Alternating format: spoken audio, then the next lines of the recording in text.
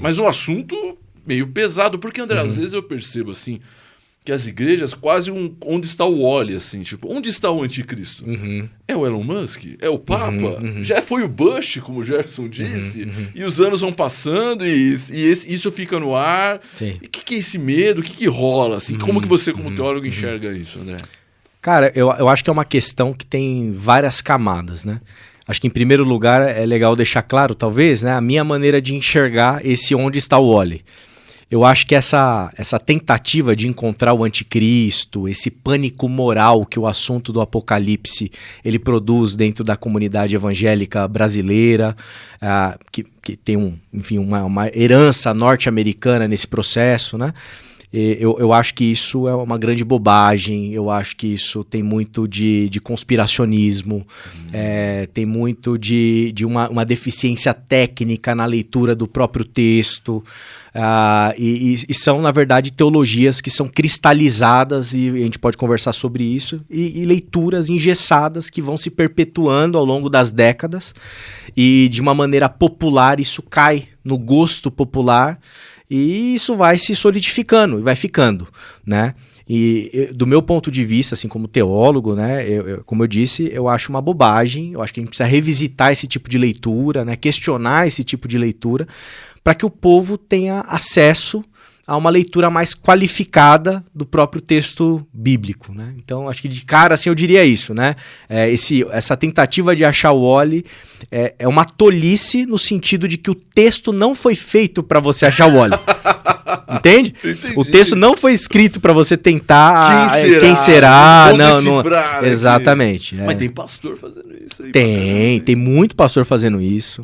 Tem gente ganhando muito dinheiro com isso, né? Então você vê assim, por exemplo, é muito comum em podcasts, né? Grandes podcasts, né? Com muitas visualizações, porque isso dá muito ibope.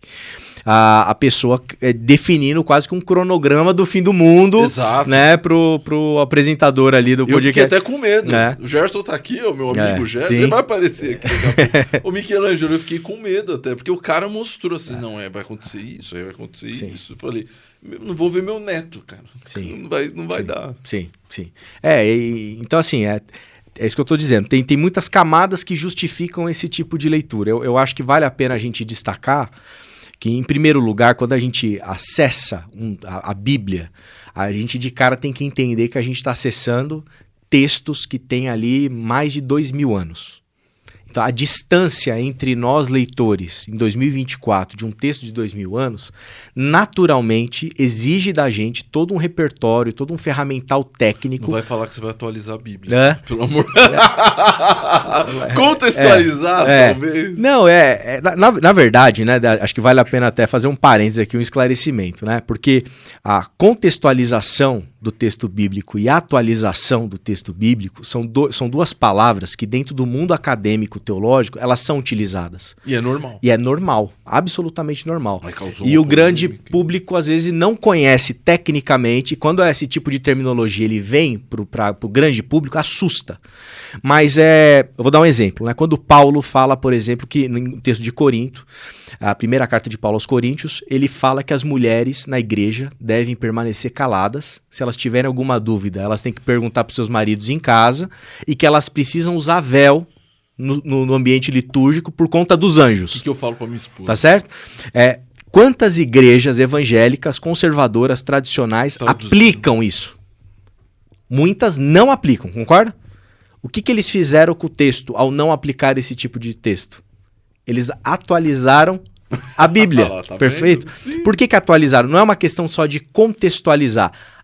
O próprio conteúdo em si do texto, ele foi modificado para aplicabilidade no contemporâneo. Porque é um outro tempo. Porque é um outro tempo, exatamente. Tá vendo? Então, é disso que se trata, né, a questão. Mas voltando, como teólogo, você falou que existe, que é uma grande bobagem. Sim. Como que você enxerga isso dentro da Bíblia, para dar uma clareada aí pra galera, essa situação de pô, vai ter um anticristo, como é que vai ser, como é que não vai ser. Não devemos, Sim. você já disse uma coisa, que nós não devemos ter essa preocupação em tentar decifrar. Claro. Acho que assim, eu já disse, comentei com você aqui em off, né? Eu não sou biblista, né? Não sou especialista no texto, em texto grego, principalmente nos apocalipses, porque dentro da teologia você tem teólogos, biblistas, especialistas, inclusive em áreas específicas. Caraca. Então você tem o cara que estuda a vida inteira teologia joanina, o cara que estuda a vida inteira teologia lucana, e você tem o cara que estuda a vida inteira os apocalipses. Porque o Apocalipse, ele é um gênero literário específico. Então, quando a gente lê aquele texto, a gente encontra ali uma série de simbologias, uma série de categorias, uma maneira de escrever misteriosa, né? Viagens ao terceiro céu, coisas assim que a pessoa que está até escrevendo o texto, ela diz, eu vi algo como... Então, assim, vi algo como... Nem ele que viu, ele sabe exatamente o que viu, porque ele usa o como para tentar comparar com alguma coisa para poder traduzir aquilo que provavelmente é resultado e fruto talvez de um êxtase espiritual, enfim.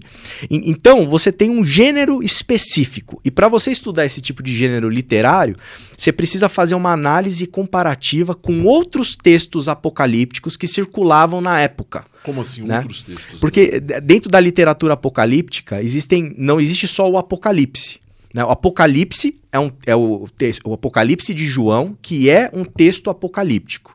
Existiam outros textos que circulavam na época do primeiro século na igreja. Por exemplo, Primeira de Enoque, que são textos apócrifos. Né?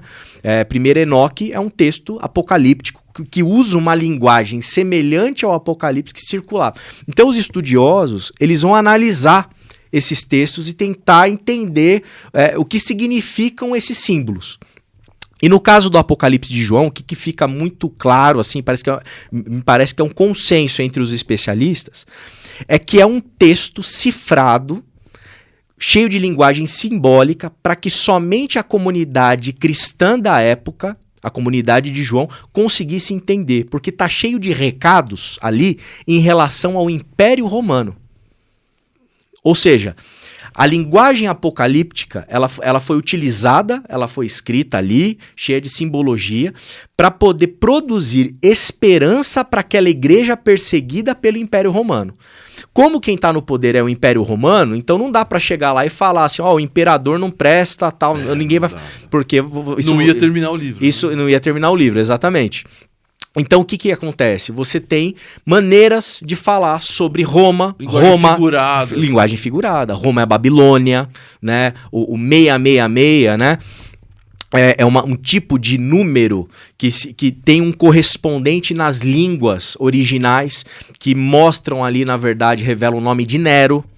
Né? Então, é um texto todo falando sobre um determinado contexto específico, que é o contexto de uma igreja que está sendo oprimida por um império romano lá no primeiro século. André, mas aí a audiência do programa, um cara que não lê a Bíblia, Sim. por exemplo, que não conhece, ele vai falar, então esse texto não está falando sobre o fim dos tempos.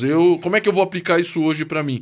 Você como teólogo, não é que eu vou falar que eu não posso, mas não é recomendável então que você aplique isso para os nossos dias? Não, claro que é aplicável. Você consegue aplicar o texto, mas a aplicação do texto, ela precisa preceder uma análise do que o texto significou para quem estava lá atrás primeiro. Então dentro para dar aquela atualizada. Exato, para dar atualizada, contextualizada, enfim. Você precisa entender, né, minimamente o que o texto significa para aqueles que foram os destinatários do texto originais, para você conseguir encontrar os parâmetros e os limites do texto. Então, o que voltando à questão do onde está o Wally, né? Não dá para você usar o texto para procurar o Wally. Por que não? Porque o texto não foi feito para isso, nem para eles lá atrás, né? Não é um mapa, o texto do Apocalipse não é um mapa que vai definir exatamente nos mínimos detalhes como que o fim do mundo vai acontecer.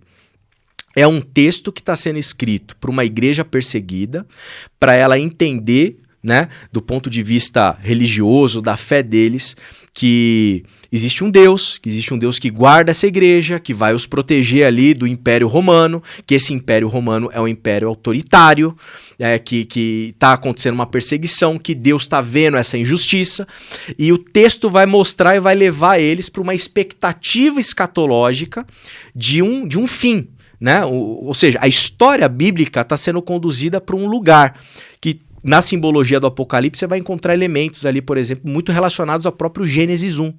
Né? A árvore, uma Jerusalém que desce do céu, uma terra que está sendo reconfigurada, né? Isso tudo tem qual objetivo?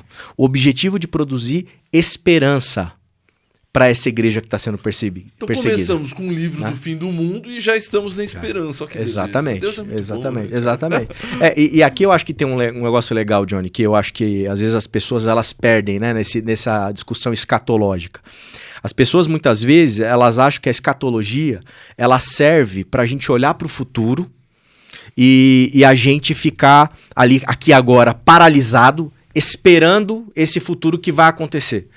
Essa esperança que está sendo produzida através do texto está fornecendo para a igreja e fornecendo para nós também parâmetros de como é esse fim, de como que é esse novo céu, essa nova terra. Então, por exemplo, a gente encontra no Apocalipse textos como toda lágrima será enxugada, tá certo? Então, o que isso significa? Que não vai ter sofrimento, que não vai ter dor, que não vai ter injustiça, que não vai ter mais Nero, que não vai ter mais um império, que não vai ter mais soldados reprimindo, político corrupto, que não vai ter, enfim, todas as desgraças que a gente percebe na dinâmica social daquele tempo e do nosso também. Isso lá na frente, no tempo escatológico, não vai existir.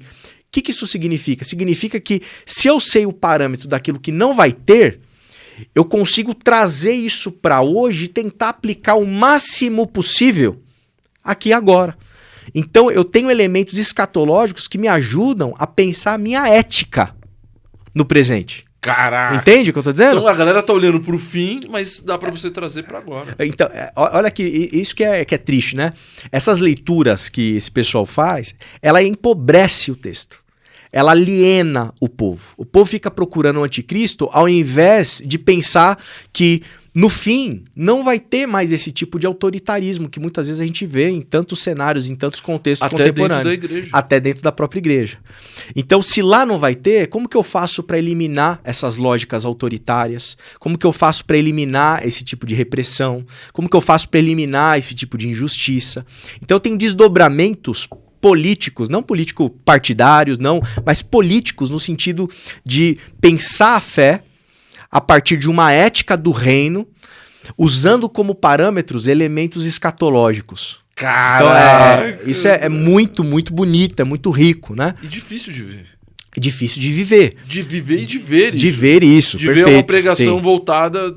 assim, muito difícil. Eu nunca vi Apocalipse. O cara falou, não, vamos trazer pra cá.